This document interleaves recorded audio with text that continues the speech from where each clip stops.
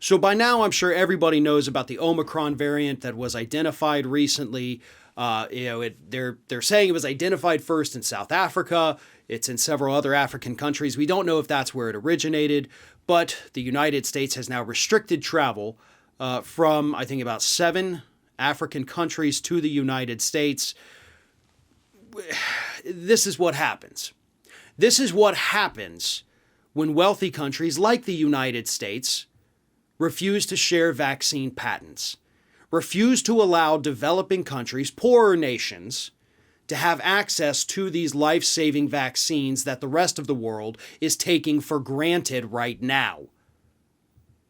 Had we allowed these people to have access to these vaccines instead of just sending them, oh, here's 10 million doses for you to distribute among your billions of people, yeah, not good enough. Nowhere near good enough, and that's why we see these other variants emerge.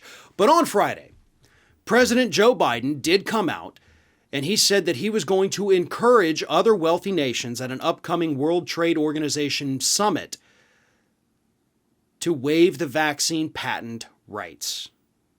That is a huge step forward for this administration. It may be too little too late. I mean, Omicron's already out there. Had Biden stepped up, waived these vaccine patents 6 months ago, we may not be in this situation today. But again, it is not just the United States. We're obviously the biggest player in this, but it is other countries as well fighting against, releasing these vaccine patents to everybody so that they can make their own. Instead, they have to rely on our goodwill.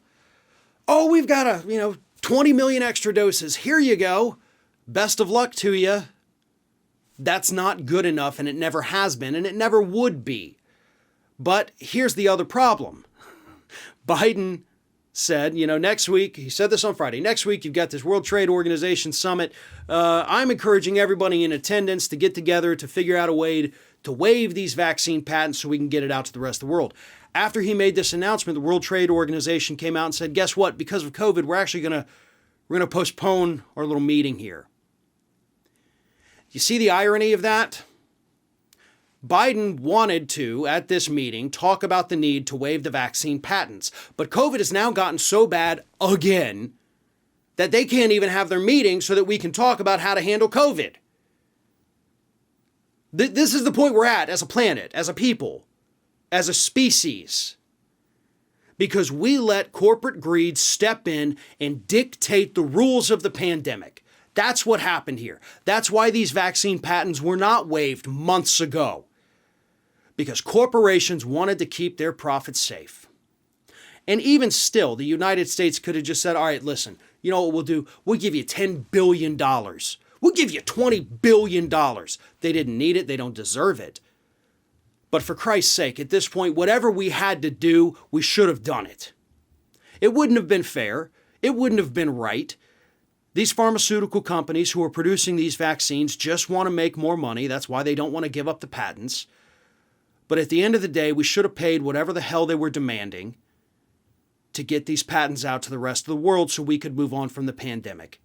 And then, once we handled that, we should have gotten right to work on drug pricing and really stuck it to them and said, listen, if this is how you want to play, we're going to play hardball too. Thanks for getting us out of the pandemic, but you're no longer going to price people out of the prescription drug market and kill them. You like to play hardball? Well, we do too. That's how this whole thing should have and could have unfolded, but it didn't. So now we're behind the 8 ball. New variants are emerging. And finally, Biden comes out and says, let's waive the vaccine patents, but we can't even get world leaders together to discuss that because the pandemic is too dangerous right now for them to even meet. If you can't get enough Ring of Fire, we encourage everyone to subscribe to our channel for fresh video content 7 days a week. And for even more from me, you can follow me on all social media outlets, Twitter, Facebook, and Instagram at Fair and Balanced.